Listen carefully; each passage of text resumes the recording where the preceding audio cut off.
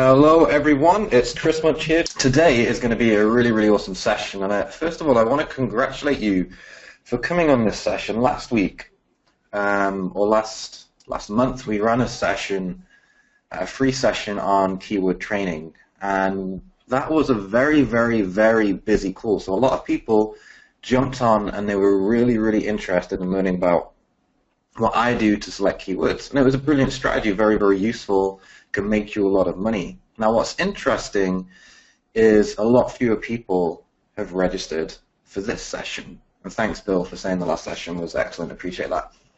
Now, the fact that you're at this session, and if you joined the last one, great too, I want to talk about tactics versus strategy, because the fact that you're on this session is you're thinking already about strategy and about the bigger picture. Whereas when we talked about keywords last month in November, we were talking about tactics, right? So a tactic is useful, but if you don't have a bigger picture strategy to go with it, it's pretty useless.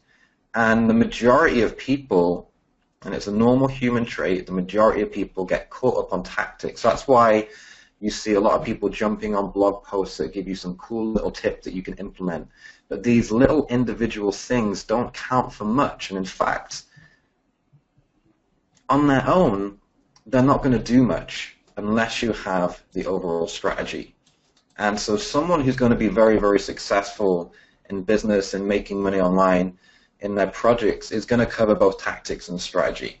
So for everyone that's watching this, congratulations, because you're thinking about the bigger picture strategy, and it's so important, because without it, you don't know what to do with the tactics, and you don't follow through with the tactics. Now, what I'm going to show you and share with you today is really powerful. So this is what I use in my own business, and it's not something I always use, but once I started using this, my income went up very quickly. And when I wasn't using this, when I slipped away from it, I definitely see the impact of this. And what I'm sharing with you is a universal rule. The vast majority of successful businesses do this in some way, and I think pretty much really all businesses that are successful do this. I've not come across one that doesn't do some form of what I'm about to show you today, and this works on both the level of a big business, but also on the level of an individual wanting to get something done in their life. Whether that be, make more money online, make more money in your business, succeed at a sport or a project. These rules which I'll share with you today really help. So what I'm going to show and share today is how to make 2017 your best year, the simple goals I've used to double my business, this goal-setting framework that we use here at Press Cable and what you can use, and how you can get more done in 2017. If you've got people who you work with or work for you, how you can literally triple how much they get done. Some examples of good and bad goals, my biggest mistakes, my biggest wins, and a simple rule and framework to remove overwhelm. So that you're going to get a huge amount of benefits today. So if this sounds good, just let me know. And if there's something which you want to focus on or anything, it's a good time to let me know before we jump in so I can tailor this right to you. And again, this is an interactive session. The more you take part, the more you're going to get out of this. And this is a planning session, right? So I'll be sharing how to plan, but your brain, if you're focused on this, if you're taking part, your brain will already start to think for you and come up with some answers. And if you jump in the chat box, post some ideas, you'll get hopefully some feedback from me. And you're just going to have a better idea when you leave this call of what your 2017 is going to look like. And I guarantee you, if you follow through this and listen carefully, you will be feeling in a much better place about what's going to happen next year in your business. Okay? So this is what my year's been like. So you can see we've had some really good growth here. And this was a long time in the making, and we're continuing to push, but we're gaining momentum. What you're seeing here is momentum beginning to build. Okay, and one of the big reasons why this happened is because we planned in 2016. I planned better than I've ever planned before in business. And I did it in a way which was better than something that I've ever done before. 2016 was my second year at really trying this, and I got to good grips with it. Okay, so as we go through this,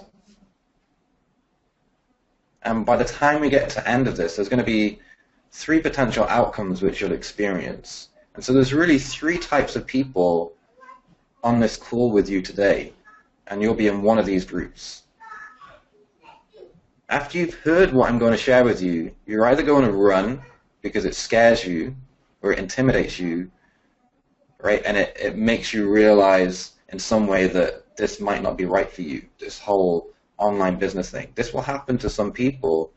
What I'll share with you will scare them and they'll run away. And I hope that's not you, but it will happen to some people. Other people will observe it.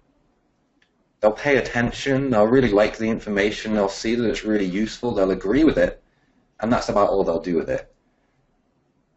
And then there's the people who take action, and they're going to take action with it, and they'll say, this is really good information, I can see how this is going to make a difference, so I'm actually going to do it. Right? I've been in all 3 of these. I've come across really good information before, but it scared me in some way, it felt intimidating, so I ran away. It wasn't a good choice. I've also made the choice of just observing. So this information which I'll share with you today, I learned a long time before in some form or another before I actually implemented it. I went through a couple of years of pain, 2 or 3 years of pain of ignoring this information before I really truly acted on it. And it was only when I acted on it that I saw results like this. Right? So really, really important. And what you're going to need to do all this, and what this is really about, is quite simply having principles that work. So successful businesses and successful people, they often act and do things in a very, very similar way. You'll see that they follow fundamental principles which work. Many of us make the mistake of seeing something which is working really well and going, oh, well, my situation is different, so I'm going to do it like this.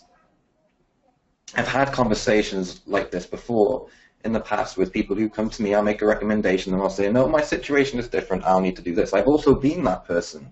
I've spoken with people who are doing 10 times the business I'm doing, and I wasn't quite ready to hear their advice, and they give me really good advice, and I say, yeah, that makes sense, but I'm not quite, that doesn't apply to me, right? But the reality is that if the principles work for everyone else, they're going to work for you.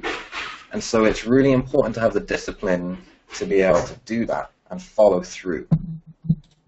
Okay, so now I'm going to dig in to the 3 main principles that are going to help you plan your 2017 and absolutely crush 2017, right? More than you've ever done before.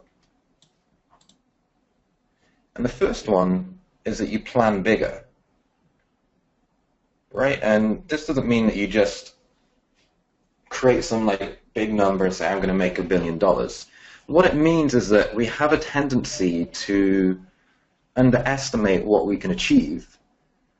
And there's always things around us which are maybe presenting the idea or making it seem intimidating. So there's nothing wrong with planning a little bit bigger. And by the end of this, you'll have a bigger goal in mind than when you came into this session. Right, and I'm going to help you through this. So like a big goal, for example, Elon Musk wants to land on Mars. That's a pretty huge, crazy goal. But in order to achieve that, you have to set it in the first place. And I've set myself a goal, I think when I was around 21, that I'd make $1 million a year by the time I was 26. Right, it didn't happen. Right, I didn't manage to achieve that by the time I was 26, but I got around 10 to 15%, maybe 20% of the way there. I can't remember exactly where I was. But I was running a 6-figure business that has 6-figure profits. So I missed my target by a long, long way. But I was traveling the world and making a 6-figure income. That would have never have happened if I'd set a small goal. Right? So setting a big goal is good for you. And we're going to come back to this so I can help you through this. Another really important concept, which is really hard to do, is to actually set out to do less. Most of us set out to do a lot of things, and we take on too much and we get paralyzed because we've got too much to do. Who feels that right now they've got too much going on and they're struggling to balance all of that? Just give me a yes in the chat box, or just type overwhelmed if that's your situation. And if it's not, let me know as well.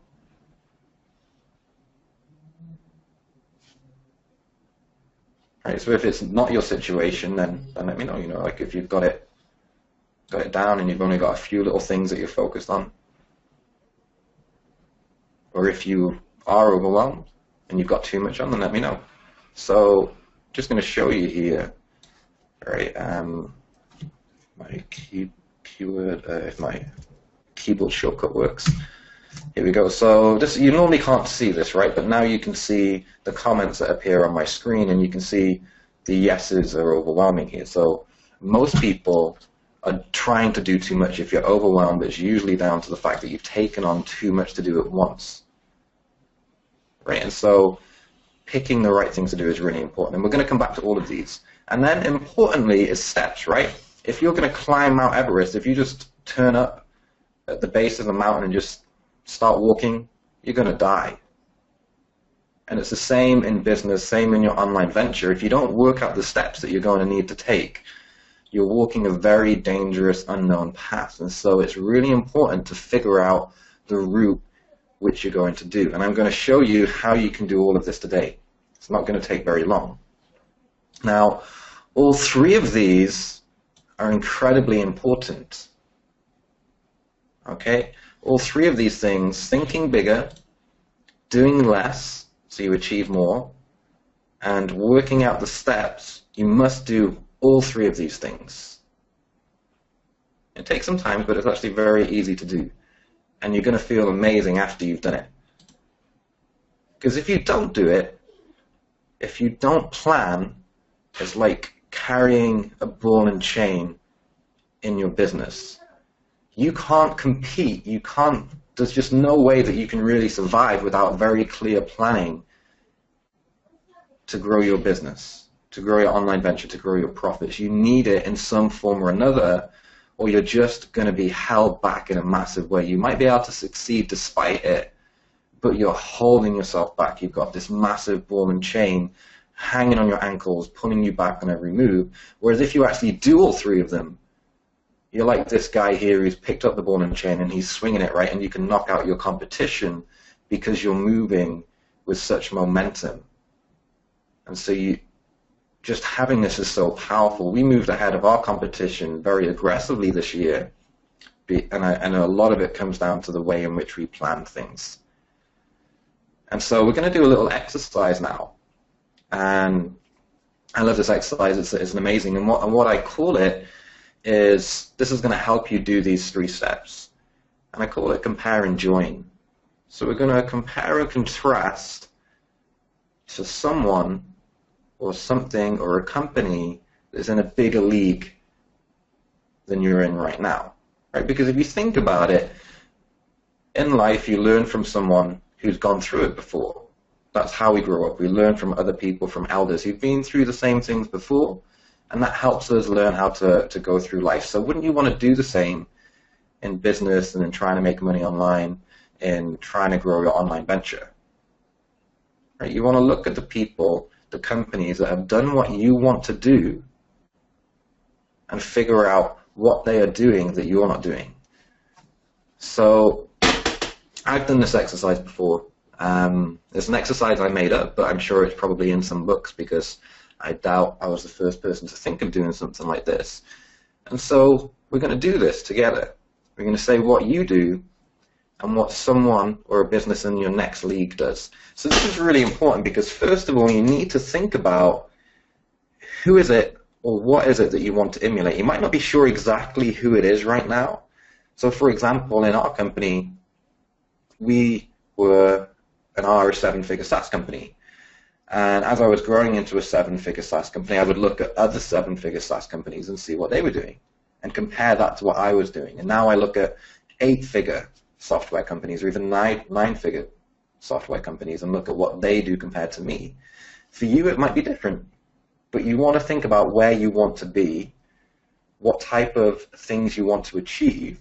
Maybe look at some other companies or other individuals that you know that seem to be in a place that you would like to be, and then start to ask yourself, what do you do and what does they do? So we're going to do this together right now. So we're all in different places, but we'll just play around with this, just try it out. Okay? So in terms of goals, what might your goal be, and what might be the goal of a company in the next league? So I'm going to invite you to type into the chat. I know this is challenging, but we'll help each other through this, and this is so important. This will give you major epiphanies. Everyone who I've done this exercise with have come out and had major epiphanies in their business. I've seen people go out and literally add 7 figures to their business. So I remember doing this. You might know a guy called Chris Winters. I did this with Chris Winters in the room, and he worked through it with us. And we did it on screen, comparing like where we were and where we might want to go. And he got an idea out of that, and he went and did it and added 7 figures to his business per year. Right, I think so, around 6 figures per month. Right. So we've got the first. So this is challenging, right? We've got a number of people on the call, but the comments are coming in very, very slowly. So I appreciate the challenge and the people typing in. You guys are doing awesome. Okay. So Bill says build email lists in each niche I work in. Right. So this might be something, right? So you might have the situation, I don't have an email list. And I noticed that everyone who's making more money than me have an email list. And then you go off and you see and be like, okay, so there's this guy that I like to follow and he's doing pretty well, and there's this other guy that I like to follow and he's doing pretty well, and then there's this girl, she's doing a business model which I really like. And very interesting, every single one of them has an email list, right? Tom's had an epiphany already. This is awesome, so it's coming in. All right, so Tom says, I sell, right? So he's salesy. And he says the people who are doing better than him, right, they educate. I was actually discussing this with my copywriter just last night, because we're on this side, we educate. This is how we sell. We sell through education. It's awesome. Loads of comments coming in. So Karina says you've got a goal of 10K a month. Theirs is 100K a month. This is important.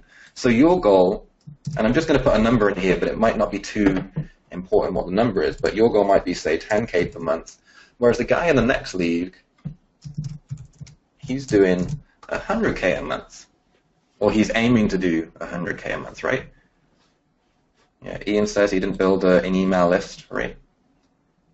Amazon builds an email list, right? So it begins to become clear, right? An email list is a really obvious one that you just have to have in almost all business models.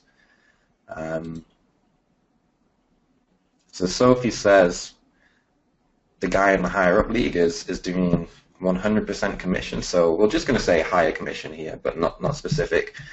So has affiliates and gives high commission, right? And in this case, we've got no affiliates, low commission.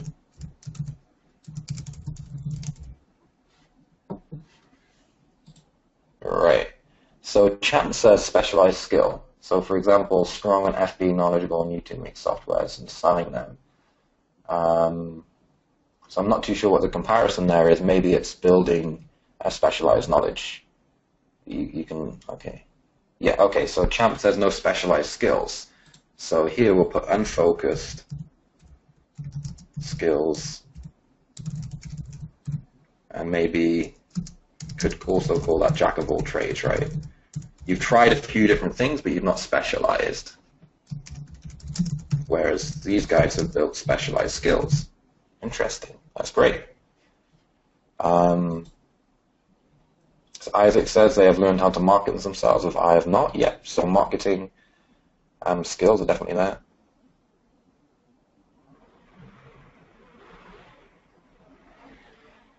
So one from Melanie, she says, all her family believes she can't sell.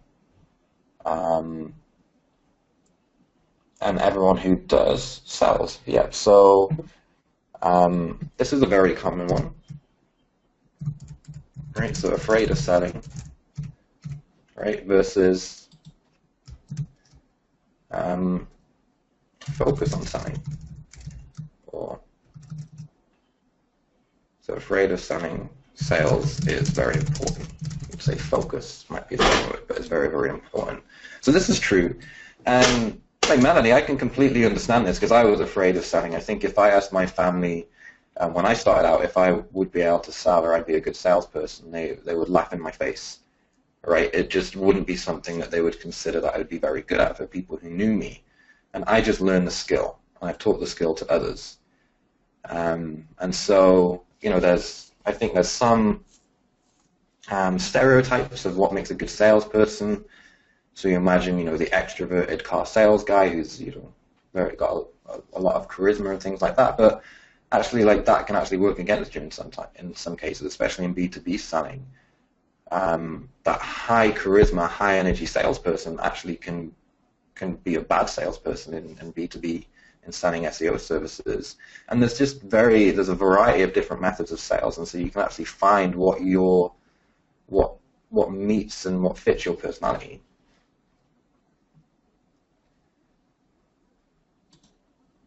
So Paul says he specializes in ranking companies on Google.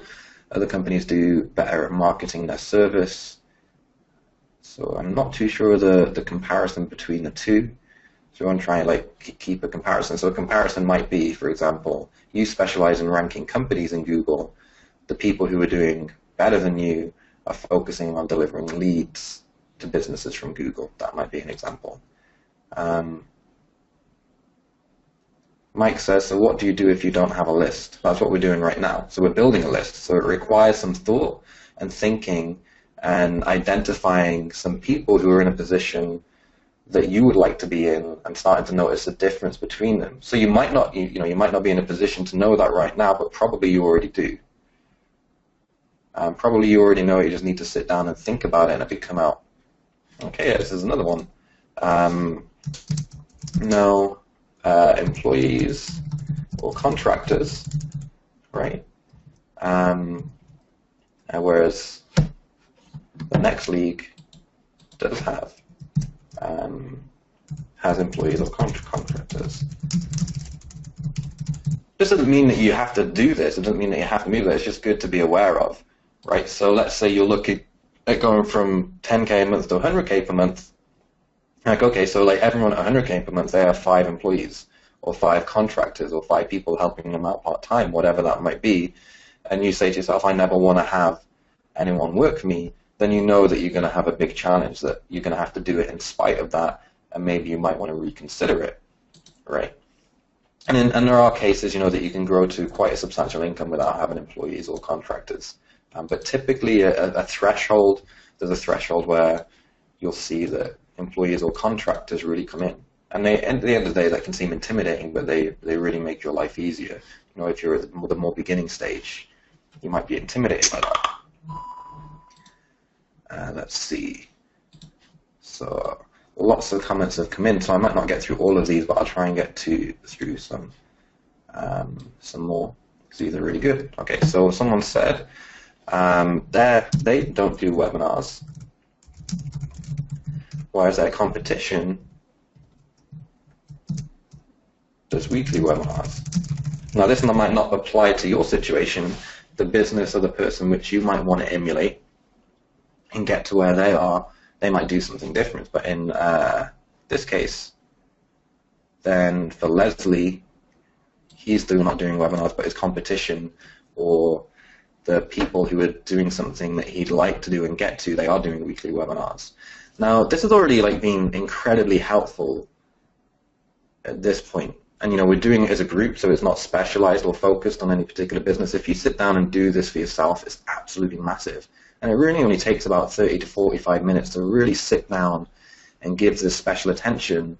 And already, this should be making you think bigger. So just give me a yes in the chat box if this has already started to make you think a bit bigger than what you were doing when you first came in. If it's made you realize, wow, there's some stuff that I really need to do here which I hadn't really thought about or focused on, and that's going to have a massive impact.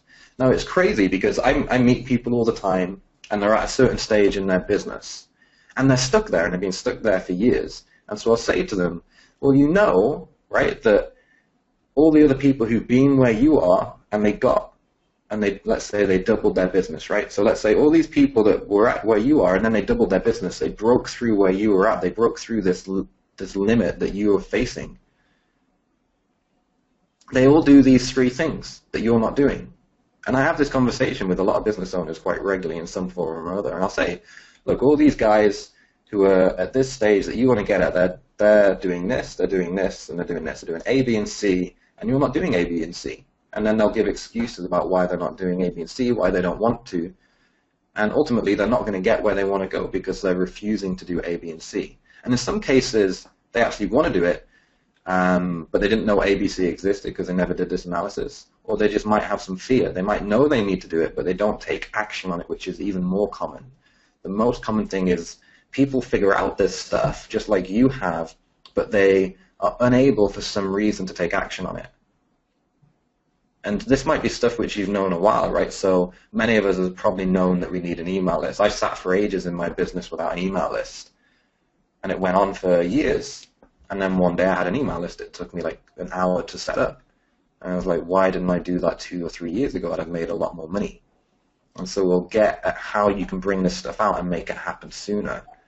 If you've ever had that feeling where you get something done that's been on your to-do list for a long, long time, that you've been wanting to do for a long, long time, it took you an hour, it took you a day, whatever it was, and then you just, after doing it, you're like, why did it take me so long? Why did it take me months to get to this? I could have just knocked this out, had it done, and moved on. Right? It happens to me, it happens to everyone. And so the framework I'm going to share with you is going to help. Let's see, okay, we're on about 30 minutes.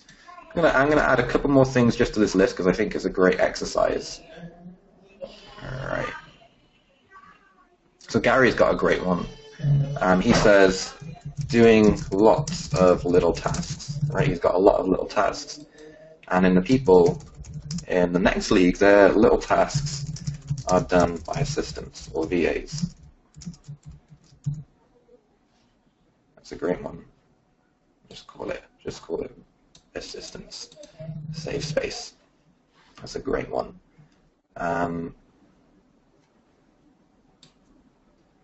There we go. Bill's got a great one. No sales funnel, right? Is common. They have like maybe a one-page website or just an order form or one product, or they send it off to an affiliate offer and that's it. Whereas the people in the league next up, they have a sales funnel, right? So they might have an email sequence, they might have upsells, but they've got a plan for their audience to take them from A to B over a number of steps. Whereas here, they're just trying to get them to A to B instantly, and it doesn't work. Okay, let's see what else.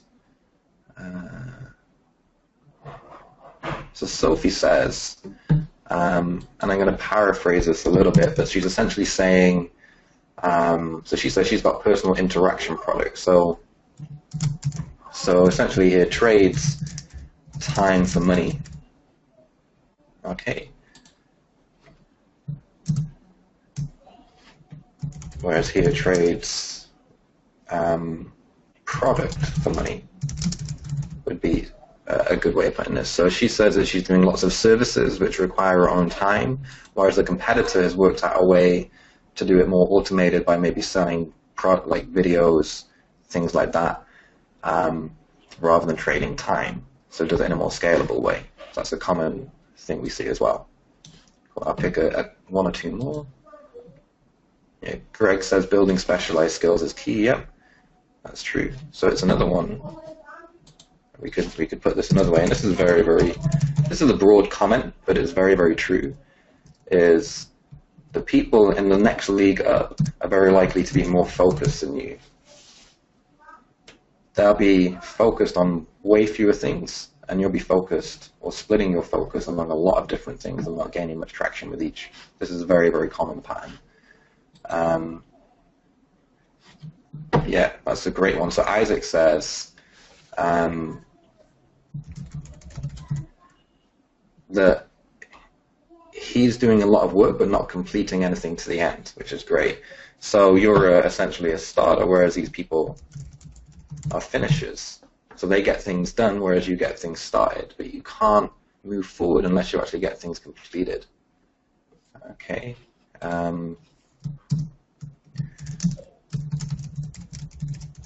So no relationships network. This one comes from John. So John says no relationships or network, whereas in the next league up is they see networking as important. As a result, they have relationships. Okay, they have a network. Cool. So we got some really good ones here, and it was great to see all those yeses come through. Really, really powerful. And so this might have now given you a little bit of a better idea of where you are and where you want to be, right? This is really important. And so now you need to decide in a little bit more detail how to get there. And we've done a little exercise here which has helped you from a bigger perspective figure out some of the individual things that you need to do, but also helped you think bigger, right? You might have had a goal of 10K per month, but if you actually want to be in the 10K per month club, you might notice that those guys have a much bigger goal. And so you might decide to raise your goal, to start playing in a bigger league, right? To start networking and contacting and being part of bigger groups, to be on webinars from people who are beyond where you need to be reading books from those people, to be networking with those people, right? And so on. And so now you've got the job of deciding the individual things that you need to do. And again, this is tough. You probably just come up with a list of several things that you could do in your business, and now you're like, well, which one do I do? And you probably want to do all of them, and then you're back to being a bit overwhelmed again. And a very common thing which you'll hear from successful people is that the more things they say no to, the more successful they are. Have you heard of that before? So a statement like what Steve Jobs is saying here, he's saying he's always thinking of new things he could do, new markets he could enter. But by saying no, you can concentrate on what is most important, right? And the things that are really most important. So that's such an important concept, right? To pick the most important thing, or the most important few things that you can concentrate on. Warren Buffett, also very, very successful. He says the difference between successful people and really successful people is that really successful people say no to almost everything. So this habit of building no and saying no is really about picking very few things to work on and be very, very focused. Bill Gates, also very, very focused guy. Something that I noticed of the people that are ahead of me is their focus is intense. They'll pick one thing and just go crazy on that one thing for a long time and get it done. And they won't do anything else.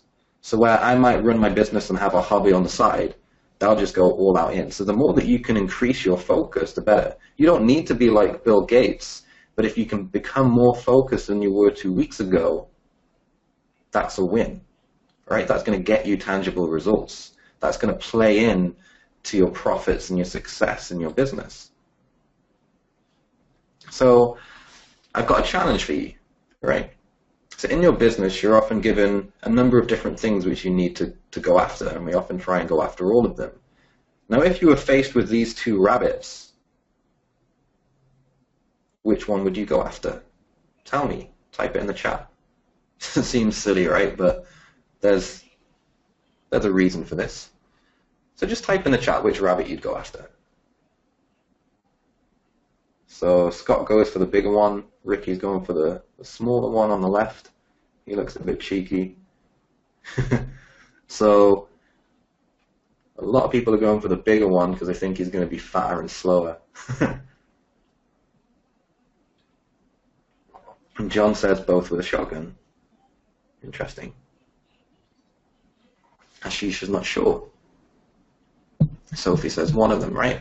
So you might have heard the old proverb, it's a Russian proverb, that if you try and chase two rabbits, you won't catch any of them. So if you think about it, even if you had a gun, if you tried to go after and shoot one rabbit, if you tried to get both of them, then you're less likely to get any of them. Whereas if you just focused on one, you're going to drastically increase your chances of getting that. right? And imagine running into a field, you see these two rabbits, and if you try and chase both of them, you'll be all over the place. But if you pick one and you go after that one, at least you're going to get one rabbit. Now, in business, most people see, oh, I need to build an email list, I need to be on social media, I need to do this, I need to do that, I need to build this product, I need to build this website, and they give themselves a to-do list of 100 different things, and they try and do all of them at once. So in your business and in your online venture, just type in the chat box where you feel you're at right now. Are you closer to the chasing 2 rabbits, or are you chasing 1 rabbit? So just type in 1 rabbit or 2 rabbits as a general feel for where you're really at. So Heather says 9 rabbits, right? Yeah. So yeah, most of you feel that you're chasing lots of different rabbits. And some of you feel that you're chasing 1 rabbit, which is cool. And that's awesome. Sometimes though, and so I'm not saying this is you as if you said 1 rabbit, I'm saying sometimes for some people, they might think they're chasing 1 rabbit because they've defined that very broadly. So for example, someone says 1 rabbit SEO. So that's cool that you're only focused on SEO. But within that SEO business, you could be chasing 10 different things. You could be creating an SEO course. You could be trying to get SEO clients. You could be getting SEO clients in one city, another city, in one niche, another niche, right? And so your level of focus by just being on SEO is great. Could you get more focused?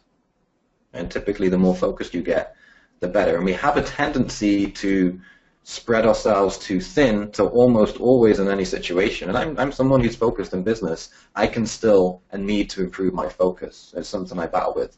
I think everyone does. And being entrepreneurial means that you're an idea machine, right?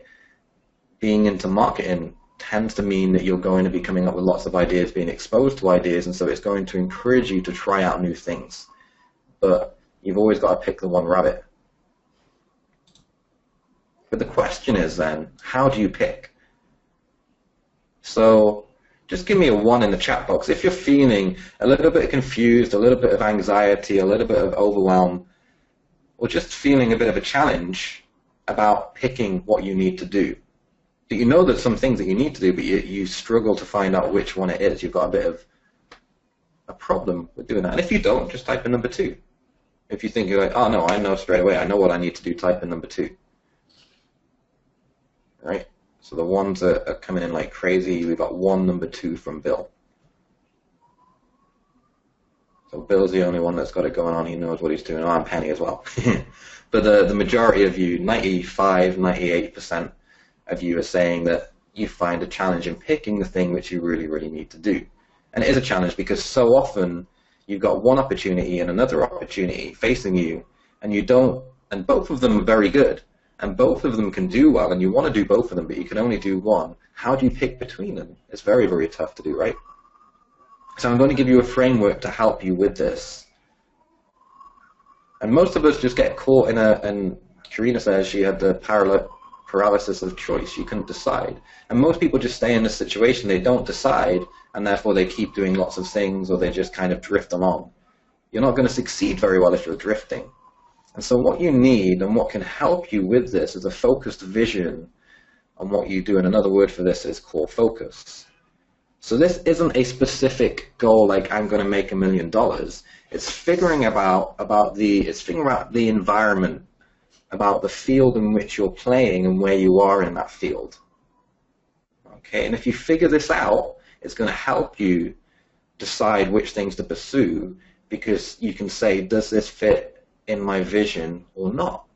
Okay?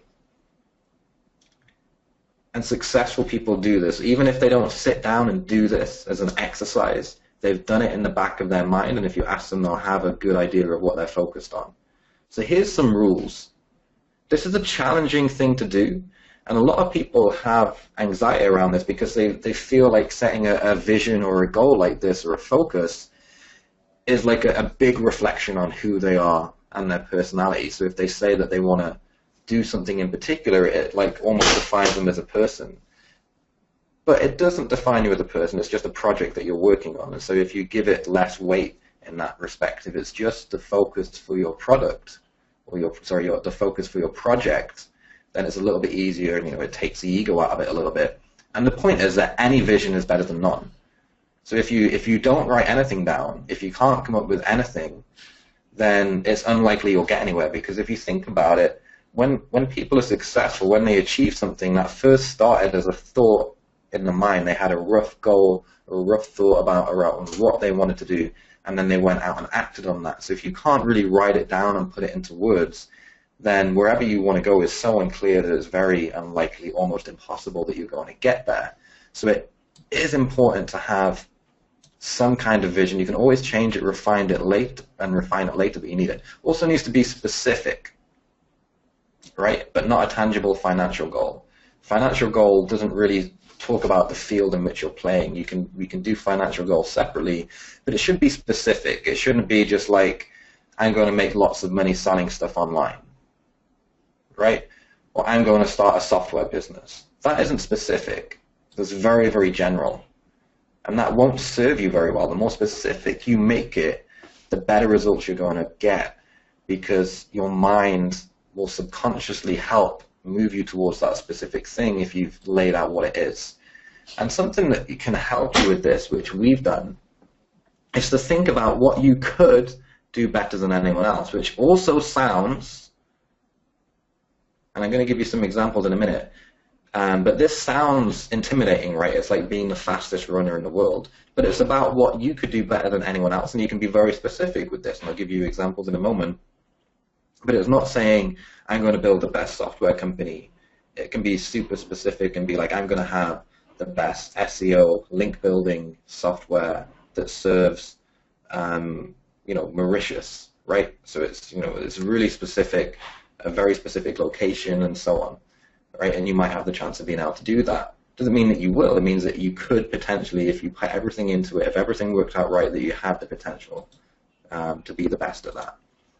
And it should be something better than your current situation. You don't want to set a goal or a vision which is backwards, right? And it's good to remember you can always change it. So let's take a look at some examples in a moment. But just before I do, I just invite you, if you want to just type a quick kind of core focus in the chat box, and then I'll give some examples and maybe you can refine it afterwards. So if you want to share, just want to go through the exercise, you'll find it helpful. So just type in the chat box what your vision, overall vision or core focus might be, and then we can help refine that. So Bill says build on assets. So is that specific, Bill? Could you make it more specific? Scott says to learn affiliate marketing to use my SEO skills. So is that specific? Doesn't mention a niche or location. It's very, very broad.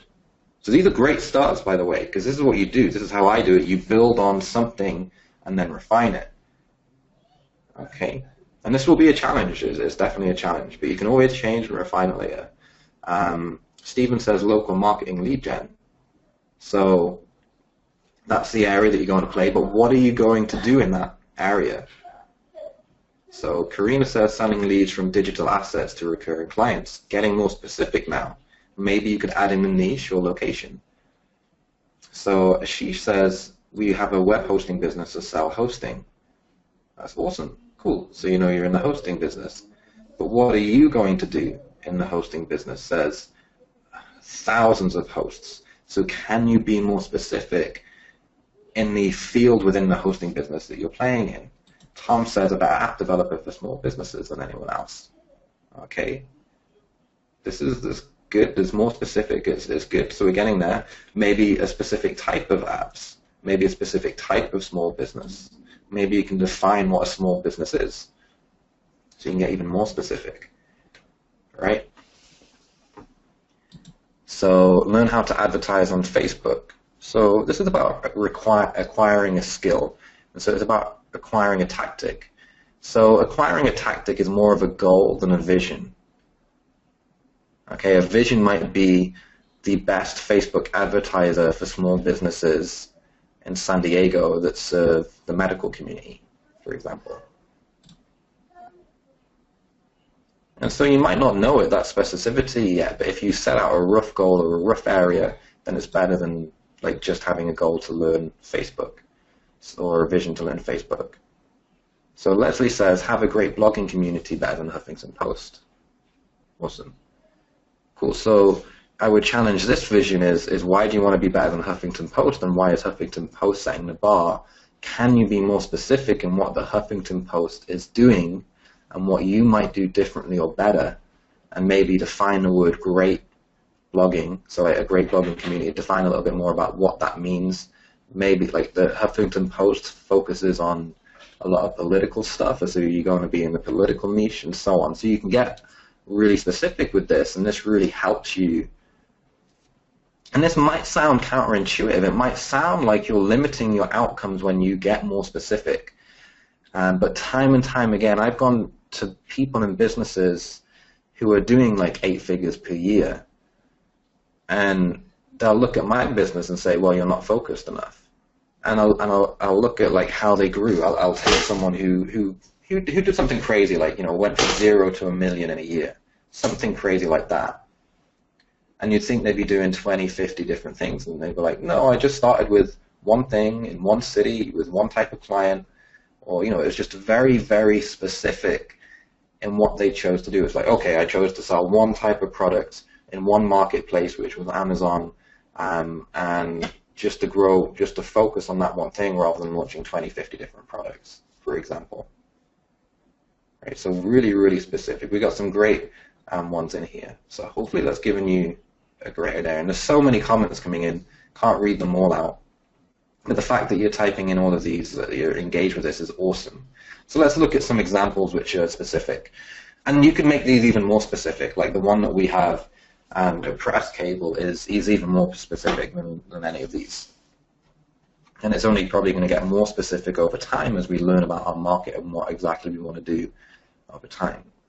I just saw a really good one come in, so I'll read this one out as well. So Melanie typed in the best SEO, SEM in Delray Beach, Boca Raton, in Florida for dentists and doctors by using Facebook and Twitter and press releases to prove my services.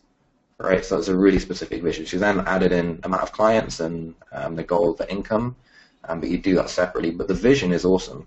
So she said really specific location, really specific methods around the service providing. So this is what you see here, like helping chiropractors businesses in Atlanta to get more quality clients or customers using press cable marketing methods. This is what a lot of our customers do.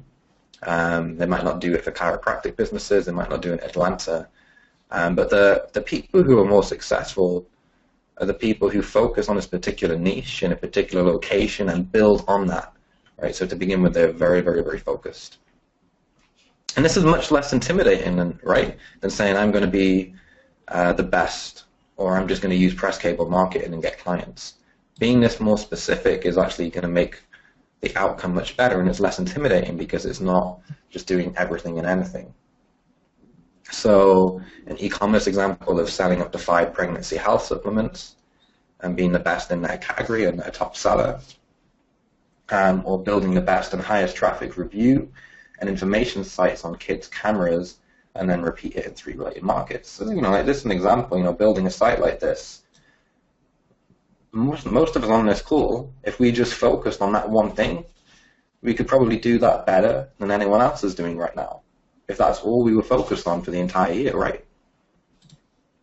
And that would be pretty huge. Same here, right? If you're the only, like, because in many of these cases, you'd be the only person trying to do it, so it's easy to be the best when you're the only person with that vision. So it's going to build you up, right? Melanie says she's in tears, thank you. Yeah, so I mean, this is a big epiphany for many of us. It's a really good feeling to know that you can get this specific and it's going to help you move forward, and you can just feel it when you do this. It feels right as you go through this exercise because it's just the right thing to do. You're going to get a level of clarity that you feel on a deeper level, and the next day when you go out and do work, right, it comes with a greater clarity. It can slip away and you can lose that, but I'm going to show you how not to do that so you keep it with you. Right, you build in a system so that you're always like this, or you're like this way more often than you used to be. Now, I gave you some examples, and I'm really happy, by the way, with how everyone's taken part in this who's been doing that, because I was a little bit anxious when I did this that I was going to get silence back, because I know I've done this with people before. And it can just, it's a challenging thing to do and to open up and to think about this stuff. It's difficult. You have to really think and be an adult, right, and not be taken by the hand and given every answer. You have to think for yourself and figure things out for yourself. And ultimately, only you can choose. And you might have some anxiety around it, but the fact that you're jumping in and doing this is awesome. Okay, so now that you know what your core focus is, or you've got a better idea than you did before, and hopefully you've got something written down now, even if it's just rough, you can always come back to it and tweak it. Now that you have this vision, you can now set specific goals about what you want to achieve. So the first one you do is far, far away, which is 10 years away. Right? And you might think, well, how am I going to know like what I'm doing in 10 years? Like it's so far away, it's not even worth thinking about. Right? But you're not planning out your life exactly the way it's going to be. You're not saying this is exactly what's going to happen and it's never going to change. You're thinking about where you might like to be in 10 years in relation to this specific vision that you set out. So for example, if you had set your vision as building the highest traffic review and information site on kids' cameras, just a little affiliate site, right? But that could get plenty of traffic and drive plenty of sales. In 10 years' time, you could say that the site, based on your research, is going to get, say, 50,000 visitors per month. It's going to sell this much, it's going to do this, and I'm going to have 3 other sites which are doing the same thing. And maybe one of them, I'll be selling some of my own products on there, or white label digital cameras for kids or something like that, right? Or just, drop shipping them just to increase your profit margins. That might be some of the goals which you have in 10 years' time. They're more specific, tangible things which you'll do. You want to list around 4 to 5 things. Okay. And then you do the same thing for 3 years. So at 10 years, you're looking at the ultimate outcome of what you could possibly achieve with that in 10 years. And it doesn't need to be massive. It means like it could be small. It might just be enough. It might be a business model where it's just enough to, pay the bills, allow you to travel and have some freedom, or it could be, a big, audacious, massive goal. It doesn't matter. The point is that you write it down so that you've got an overall rough direction. It doesn't mean it won't change, but essentially you've built a target and you're much more likely to hit it because you have it. And it might not take you 10 years. You could do it in 2. Great. That's brilliant. So you can set an even bigger target for next time around. So you do the same for 3 years, right? And 3 years is a bit closer. And so now you're starting to go back, right, and do the steps, which we talked about, right? You don't want to climb Everest without a plan. You want to work out the different routes and things which you do along the way. And so this is what you're doing. You're planning your route right now. So at 3 years, if we go back to this one here, where we're going to say we're going to build the highest traffic review site for children's cameras, here you might say that that specific site is built in the highest traffic site, is getting this, this, and this, and at 10 years you've done 3 more sites like that, so you've given yourself 3 years to create this best site for kids' cameras. Now, obviously, this is just an example. It's not necessarily a real business model or goal. And then 1 year you're going to do the same, but here you've got even more specific things of what you want to do. So whereas here it's really high level and broad and big goals, and here it's a little bit more specific about some of the things you'll have done. Here you're going to have like a list of things which you're going to have achieved over the next 12 months so that you are making progress to hitting these goals. Okay, so you just sit them out 10 years, 3 years, 1 year. So I've done this in my business, and I recommend you do the same in yours. And it doesn't need to be right. It doesn't need to be perfect. If you change it in future, it's okay. But the fact that you do it is going to help you because it's helping you give a plan. And when you have a plan, it sinks in on some level, and automatically you start to do more of the stuff that you need to do. And then you do it for the next quarter, right? So, what are you going to do over the next 3 months? And so if you've got a number of things you want to achieve over a year, you're then going to list out individually some of the individual tasks and projects that you're going to need to do for the quarter. Now, how many should you have? How many main projects might you have for the next quarter? how many should you have? How many projects should you have going on for the next 3 months, roughly? Awesome. So everyone's is saying 1. So 1 is the best situation. In reality, you're probably in business and in an online venture, you're going to have more than one thing that you have to get done. So there'll be one main thing which is the most important, but you can have maybe somewhere between 2 and 4 things. 2 and 4 main projects which you're working on, but you'll know which one is the most important, is going to be the focus, but there's still going to be other things that you get done. You're not going to list out 20, because if you list out 20, it's too much. You're not going to be able to get it done. Individually, per quarter, you should have like somewhere between 2 to 4 things that you want to get done in that quarter. Okay, and then also you're going to apply this down every single day. So you don't need to look at your 10-year goals or your 3-year goals every day, or even your 1-year goals. But you should be aware of what you're trying to achieve over the next 3 months. And then when you sit down each day to work, you should be working on the things which make that happen. And so at any time, you should know on any day what is the most important thing I can do to hit my goal. Really important. Every single day you should be able to answer that question. And if you can't answer it today, then it means you need to go through this exercise. And when you've done it, you'll have a much better idea. I can answer this every single day. In fact, I'm forced to answer it almost every single day, and I'll show you how I've set this up. Okay? Almost every single day, I sit down, and I have written down what's the most important thing for me to do that day. And people on my team have the same thing as well. I'll come back to that in a moment. Okay. So even after going through that planning, you still might have a little bit of overwhelm, because you do this planning and then you come back to your day-to-day stuff and you see your emails and you see the requests and the things that you might need to come and get done, and it can just be overwhelming.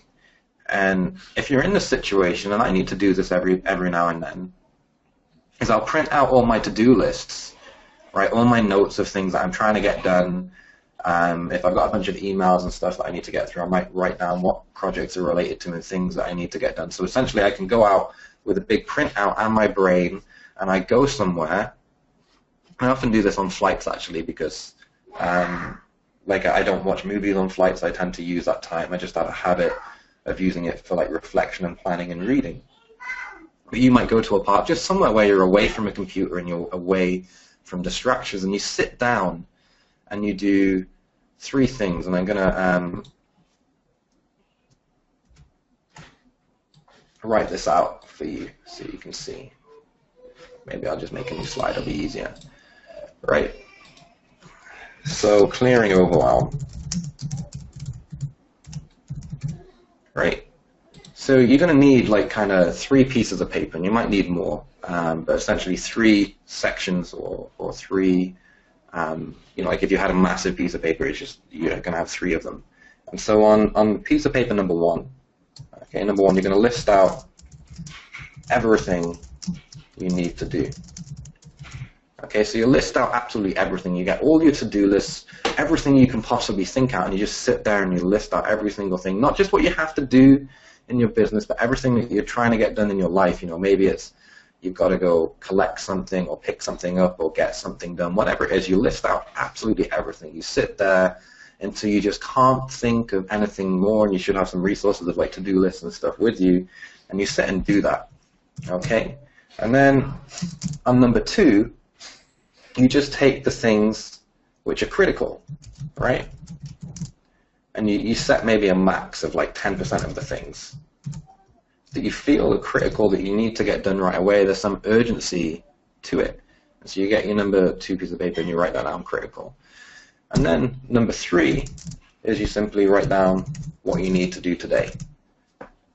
Okay, and that's going to help you just get rid of that overwhelm just by listing everything out. And what usually happens is after you've listed everything out, you'll realize that actually some of the stuff I didn't even need to do in the first place. It's just stuff I wanted to do, and then I changed my mind, or it's no longer important. There's not actually as much critical stuff that I need to do, and I can at least make progress by hitting 1 or 2 things today. So this will be, you know, somewhere between 1 and 5 things, right, roughly. That's all you need to do. And then the critical stuff will slowly get smaller as you work through them on a day-to-day basis. So this will help you if you find yourself getting a bit overwhelmed. So it's good to do these exercises around at the same time because they do help each other a little bit. They're kind of two different ways of achieving a similar thing. This is kind of the lazy, simple way to do it, but it's worth doing anyway, because if you're really overwhelmed, this gives you a much more feeling of clarity, and it gets you in a better position to be able to do this thing which we've talked about, the core focus, and then choosing your vision. Now, this whole core focus thing that I've been talking about, I'm following a framework, so I didn't make this up. Some of the stuff in here that I showed you today is unique to me, but there is a book out there which can help you. And so if you intend just to go away and do this on your own, you might find that it slipped away. We actually have some resources we use, and we follow a framework. We follow a few different things, but for our overall planning strategy, this is the main thing which we use. So it's called the Vision Traction Organizer from what's called the EOS model. So you can fill in your core values, which is about what you're about, your core focus, like we talked about, 10-year target, you've got your 3-year picture. And this book will go through in detail what you need to do. So the book is by a guy called Gino Wickman. It's this book called Traction. So I got this book maybe 2 or 3 years ago. And we started implementing, and immediately had a very, very big impact. Like literally the day we implemented this, and I got the team together and we talked about it and we did some of the exercises, productivity for myself and the entire team went up instantly. I would say that it almost doubled overnight.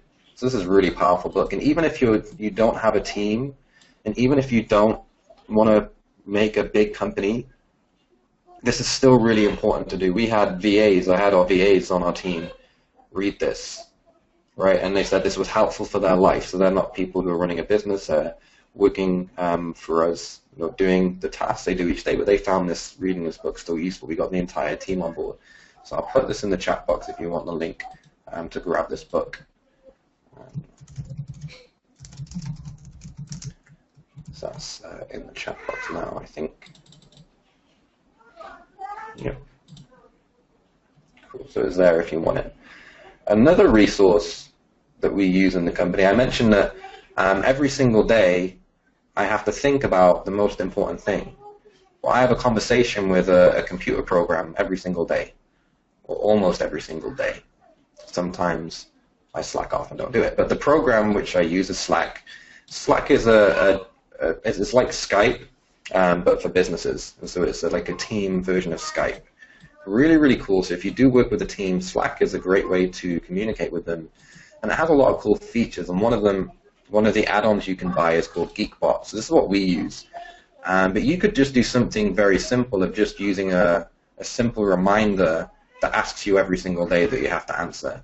But for me, I have a little chat bot that comes and talks to me every day and asks me what I'm going to do for that day, what might be stopping me, what's the most important thing. So for example, today, planning and getting this webinar done was the most important thing for me to do because I didn't want to leave you guys with not good content, right? So I worked on this today, got it planned out, and it got done. Cool. So that's the book. Very, very useful. And then this is what I use in my own company, but you can use any kind of thing to do this to remind. You could even just set a reminder on your phone just to say, hey, what are you working on today, and what's the most important? And you sit down and write it out each morning, right? So it doesn't have to be complicated. Okay, so I'm going to share my biggest mistake of 2016. But before I do,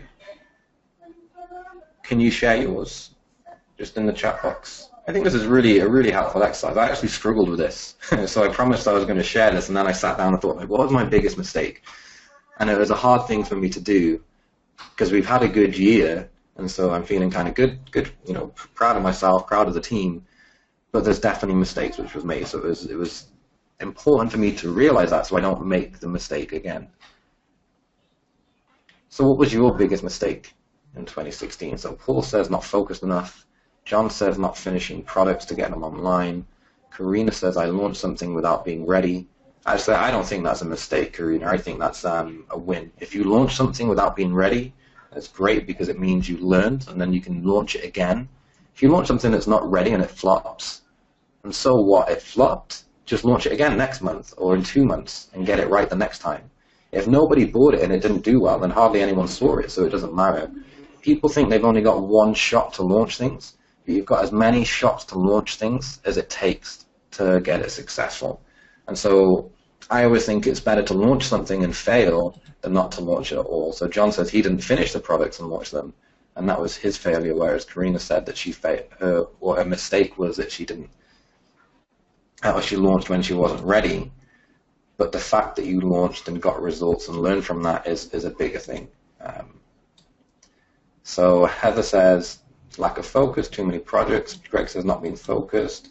John says acquiring too many tools. Ian says not building an email list. Gene says procrastination. Right, so like procrastination, like we all suffer from that. What I shared with you today with the planning, it just makes you get more stuff done. Like procrastination isn't because you're lazy. It's just about the environment. You might find that in certain situations you're really productive and get stuff done and work hard, and in other situations you don't. And so what you need to think about is how you can change your environment so that you get more stuff done. And this planning thing is one of the things which does this. So having a good plan in place and keeping present with it and checking in on it on a regular basis will really, really help. So if you just go and read this traction book, right, which talks about some of the things I've been sharing today, gives you step-by-step things you need to do, gives you stuff to fill in, gives you a schedule, gives you a way to score yourself before and after. Right? You'll find that the amount of procrastinating you do drastically drops. Okay, let's see what else we've got coming through. Shane says, went too wide with lead gen instead of focusing on one niche. Yeah, common mistake. But it's good you've learned from it. And the great thing here is every single mistake which we're listing out, Rick says his mistake was not having a plan for 2016. That's awesome. And every mistake we list out, we're learning from, right? So we're getting a step closer. So Melanie said she got distracted. Penny also got distracted. Okay, so Tom says he overcommitted financially. Okay, but he got it finished, so that's good. Tom says not saying no enough. Cool. Great. That's awesome. So lots of good ones in there. Sorry if I missed yours. There was lots coming through. So mine was hiring too slow and late. Right, that was mine. So obviously my situation is different. You might have heard of the idea that you hire into growth rather than hire when you grow. So you can hire to push the growth forward, right? Because if you think about it, it's going to take you, by the time you write the job ad, you put it out, you go through the applications, it can take a few months to hire someone in your business, whether it's a VA or, a new CEO, right? Whether you're just hiring an assistant to help write some content or, it's a much bigger product. It can take quite a while to find someone who you need, and so you need to anticipate up front to hire them. And we do this. We do anticipate up front and we hire early on. Just didn't do it fast enough. So I didn't give it enough priority. And it began to cascade that we weren't getting people in fast enough. So we were doing this, but we just weren't doing it fast enough and should have started it earlier. So we were expecting to grow. All the signs were there. We knew we were growing, but we didn't step up and do the hiring fast enough. We didn't push it through fast enough. That was the mistake which I made. So next year, I really need to push forward with hiring. One of the things I just don't like going through lots of applications. It's like a tedious process for me. It's not a lot of fun, and so it's something I avoid, right? Because I'm just only human, and so I could have moved much faster through that, but I didn't. And so next year we'll be hiring much more quickly, and even already, we're making big improvements on that. Cool. So, biggest win of 2016.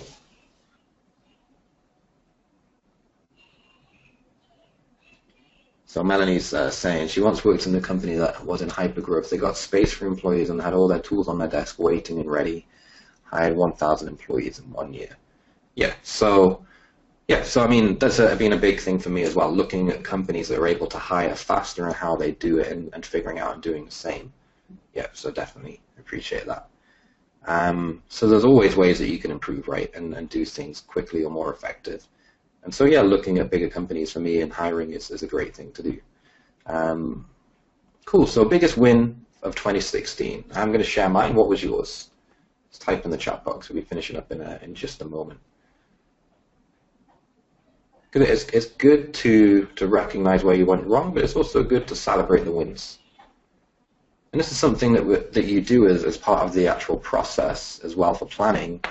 This traction process is you set time aside during the year to look at where you went wrong, and also look at what you did well as looking at what's coming up. So you set that for at least 4 times a year, every quarter, to review that.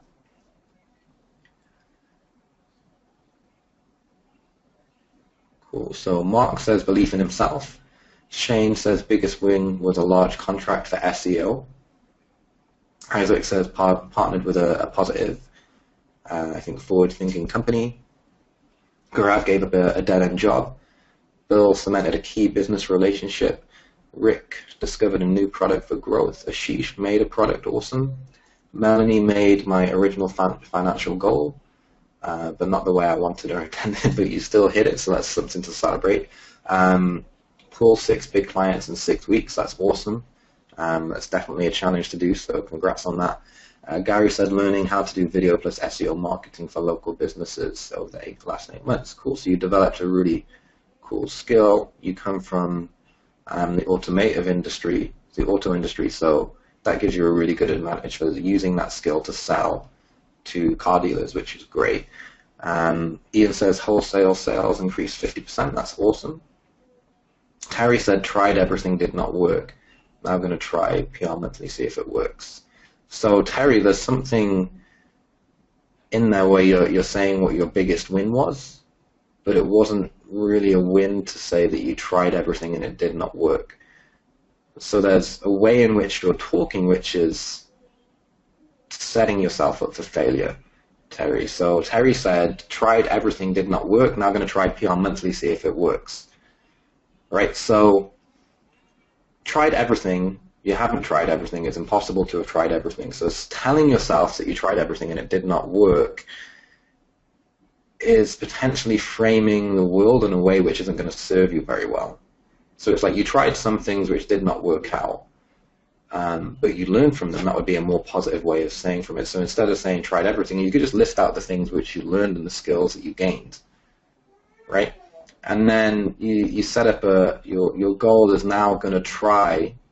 So try and would see if it works isn't language that someone who is on their way to be successful would use.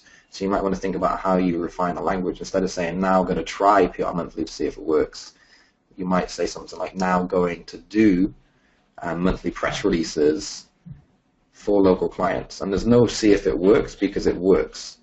And so if you see something that's working for other people and you see that, then it works. So you're not seeing if it works, you're figuring out and learning how to do it in the same way.